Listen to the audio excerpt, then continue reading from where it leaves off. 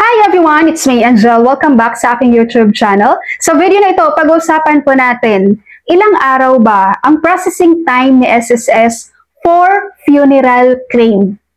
Bago natin sasagutin yan, meron muna tayong babasahing comment galing kay Kamama Channel. Sabi niya, namatay yung papa ko noong January 8. So this year lang yan guys. 10 years siya naghulog sa SSS. Ako anak ang nag-claim sa funeral claim kasi akong gumastos. Nag-file ako January 30.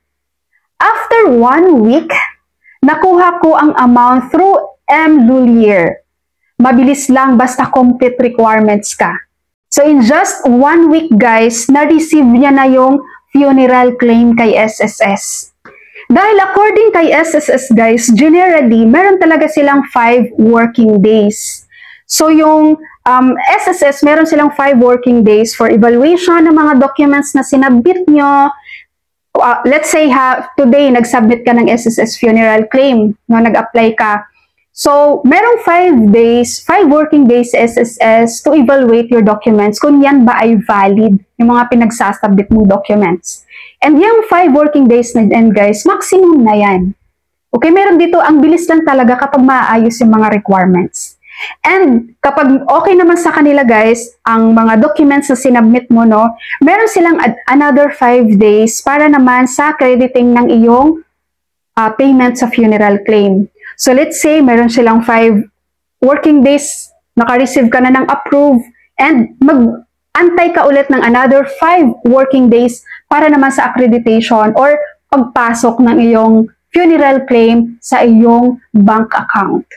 Kung matagal mong natanggap guys ang iyong funeral claim, ibig sabihin lang yan, may problema doon sa mga documents na sinubmit mo or may kulang, 'di ba? So let's say ngayon nag-submit ka, tapos kinabukasan may na-receive kang notice kay SSS, kailangan mong mag-submit ng ganitong documents. So ibig sabihin, hindi mo na ma-achieve yung 1 week na yan, no?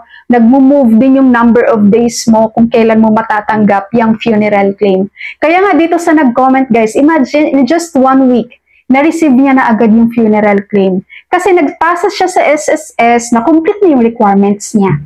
Kaya lagi ko pong sinasabi sa inyo guys, kapag magpa-file kayo kay SSS ng funeral, ng death claim, you have to collate na lahat ng mga documents na meron po kayo.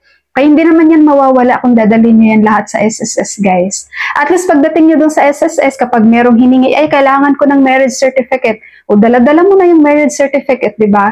Hindi ka na pabalik-balik pa sa SSS branch para doon sa mga documents. Alright? And then doon sa mga nagtatanong dito kung hanggang kailan pwedeng mag-file ng funeral claim, ang prescriptive period po ni SSS guys para sa funeral claim application is within 10 years. No, from the date ng pagkamatay ng member. So, meron tayong 10 years to file. Pero of course, guys, mas maaga, mas maganda.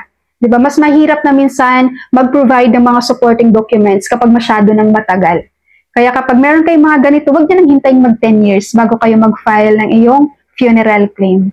And doon naman sa death claim, guys, magkaiba to sa funeral ha. Sa death claim naman, walang prescriptive period sa SSS. So, kahit ilang taon pa yan dyan, kung alam mo sa sarili mo, ay, dapat pala nag-claim ako ng death claim ng papa ko, ng mother ko. So, pwede po yan.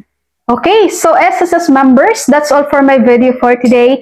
Thank you so much for watching everyone. God bless you all.